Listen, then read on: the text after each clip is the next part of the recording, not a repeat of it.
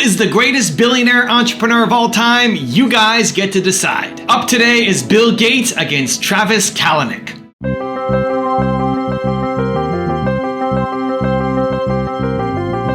Up first is Bill Gates, founder of Microsoft and one of the best-known entrepreneurs of the personal computer revolution, who is worth over 100 billion US dollars. He's up against Travis Kalanick, an American billionaire businessman who's best known as the founder of Uber. He's ranked 115 on the Forbes 400 list of richest Americans with a net worth of $5.9 billion. Also, if you want to have more confidence, check out my 254 series. It's free. The links to join are in the description below. You really have to believe the internet's going to be mainstream. A lot of people are going to get out there and use it. I have a set of problems that need to be solved, and I start at the most important and work my way down. Okay, let's kick it off with tip number 1 from Bill Gates: have energy. When I started Microsoft, I didn't think of it as all that risky. I mean, I was so excited about what we were doing. It's true I could have gone bankrupt, but you know, I had a set of skills that were highly employable. And in fact, my parents were still willing to let me go back to Harvard and finish my education if I wanted to. You've always got a job with me, Bill. And the thing that was scary to me wasn't quitting and starting the company. It was when I started hiring my friends and they expected to be paid. And then we had customers who went bankrupt, customers that I'd counted on to come through. And so then I got this incredibly conservative approach that I wanted to have enough money in the bank to pay a year's worth of payroll, even if we didn't get any payments coming in. And you know, I'm almost true to that the whole time. We have about 10 billion now, which is pretty much enough for the next year. Anyway, you know, if you're going to start a company, it takes so much energy that you know it better overcome your feeling of risk. I don't think that you necessarily, if you're going to start a company, should do it at the start of your career. I think there's a lot to be said for working for a company, learning how they do things. You know, if you're young, it's hard to go lease premises. They made that hard for me. You couldn't rent a car when you were under 25 at the time, so I was always taking taxis to go see customers. The people would, you know, people would say, well, we're going to go have a discussion in the bar. Well, I couldn't go to the bar.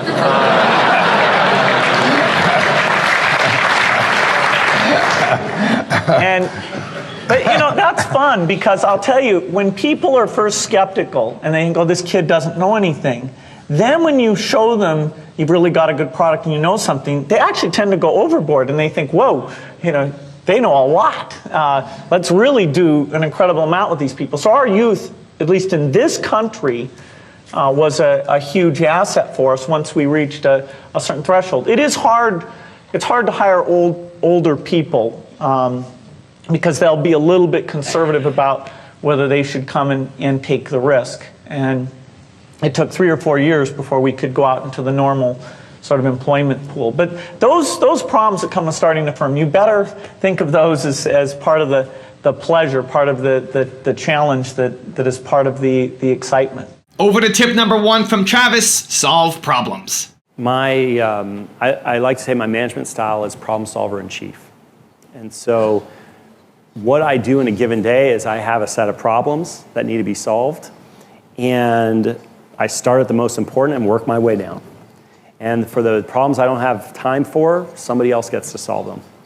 Now, if somebody's already solving a problem, I don't need to get involved if the problem's getting solved. But you know, people go, wow, so your day's just full of problems. I'm like, yeah, I've got a lot of problems. But it's sort of like how a math professor thinks of problems, right? Is that, think of a great math professor who has no math problems to solve. He's a very sad math professor. And so that's very much how I look at it. Solving problems is every problem is an opportunity for innovating and being creative and finding something new. And that's what I love to do, and I do it every day. Back to tip number 2 from Bill Gates: make it happen. The idea that computers were going to be a change agent, you know, I was lucky enough to meet Paul Allen, and early on we brainstormed about this idea of the chip, and the chip changed the rules. I mean, most things don't get a million times better, not engine efficiency or, most things have theoretical minimums. Computation is something that we're not even close to the theoretical minimum, and yet we've improved so much. So seeing that was going to come, and weirdly, that most people didn't see that was going to come. So, even people at IBM were still thinking in terms of big computers. Now all the software and service-driven companies are worth even more than IBM. When I was growing up, IBM was the monolith, and it was always, okay, are we going to beat them? Are we going to join them? Those bastards. Actually, they were very nice people, but we always thought of them. And they sort of stood for these big computers that only big companies and governments could get the benefit for. So actually, we played off of that to have this power to the people, personal computing type thing. Of course, now we're a big company, and somebody can play off of us. The idea that a young person can start a company here is a super nice thing, because although people at first are skeptical, as soon as they realize their normal model of what I knew and what I could do, that I didn't fit that normal model, then they assumed I knew way more than I did, and I could solve all sorts of problems I had no clue how to solve. But it was nice that people were kind of agog that we had built this company and done these things from a young age. So I think the culture of America, that almost the American dream type success story, worked out. And one more from Travis: be analytical and creative. You can't, a lot of folks think, oh, you're an engineer, you're analytical, you can solve all the world's problems, but it doesn't quite work like that. There's a lot of creativity that goes into finding how to solve a problem in a way that moves people, in a way that inspires. And so you have to really merge the left brain, that analytical side, with the right brain, with the creative side, the emotional side, the heart, and put those two together. This is the Babbage machine, actually the first computing machine that existed, or actually that was designed. Super analytical, but what the hell are you going to do with it, right? You have to bring some creativity to it, and Albert Einstein, and I've got a couple Albert Einstein quotes today, says creativity is intelligence having fun. So at Uber, whether it's myself as the entrepreneur or really anybody we hire, we really look for that analytical creative cross. Now I've got a special bonus clip from both Bill Gates and Travis Kalanick that I think you're gonna enjoy, but before that, I wanna know who wins. Let me know down in the comments below. Would you rather see Bill Gates or Travis Kalanick move on to the next round as the greatest billionaire entrepreneur of all time? Cast your vote in the comments below. It's an incredible time to be a learner. I remember when I was young, I had the World Book, which is one of Warren's products, and it was very good, but I always felt like, God, I want to get into this in more depth. I want to understand it better. Today, the videos that are online and the courses that you can buy with the very best professors, it's phenomenal.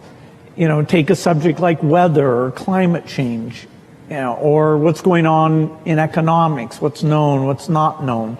Now with the foundation, a lot of what I need to learn is about biology, making vaccines and what's going on with these various diseases. This is a phenomenal time to be a curious person. The information that's out there, I have my biggest problem is that I stay up too late because I'm reading and then I'm a little bit tired the next day. DC, we had a really interesting situation. We went there. By the way, we were, as far as we could tell, we were totally legal, white glove legal. Nicest laws in the country in terms of sedans in DC. But DC taxi commissioner goes out there and says, Uber's not legal because they charge by time and distance. And let's just say that was real. Why is charging by distance evil? I don't understand. I don't get it. But he said, look, you're charging by time and distance, you're not allowed. Well, we looked at the law. Law says sedan, a for-hire vehicle designed to carry fewer than 6 passengers, which charges for service on the basis of time and mileage. We're like, what are you talking about? It's going in public forums, Washington Post, etc. We go to the Attorney General in the District of Columbia, and that's what he tells us. So, when you read about the crazy stuff we're doing in the cities, and I've got to close this down because somebody's going to have the hook and they're going to take me off here. But when you read about the crazy stuff that we're doing in the cities, know that it is corrupt out there. Know that we are highly, highly disruptive, and what you read in the papers isn't always true. And the bottom line is that in order to be in this business, in order to be this disruptive to what's going on, you have to be willing to fight. And you have to not be, you can't be shy. So that gives you a little bit about it. Basically, they tried to put a floor on our prices. I'll leave it at this last one here. They put a floor on our prices, or tried to pass what they called the Uber Amendment, make our prices 5 times that of a taxi. They rolled the amendment out July 10th. It was a Monday, July 9th. The vote on the bill was the 10th, They put the bill out on the 9th, that was a Monday at 4 p.m. to vote on at 11 a.m. the next day, 18 hours, most of which are going to be sleeping. I wrote an email to our consumers letting them know that they were about to do this. And by the way, the rationale was to ensure that basically we don't compete. If a CEO of a company said something like this, they'd be in jail. But if you corrupt your politicians and then push those laws down, it's totally legal. Anyways, we did something called Life, Liberty, and the Pursuit of Uberness. Uber DC Love was a hashtag. 18 hours later, we had 50,000 original emails. These weren't robo emails that went to city council people telling them not to vote for it. 37,000 tweets, 104 million social media impressions, and we won. And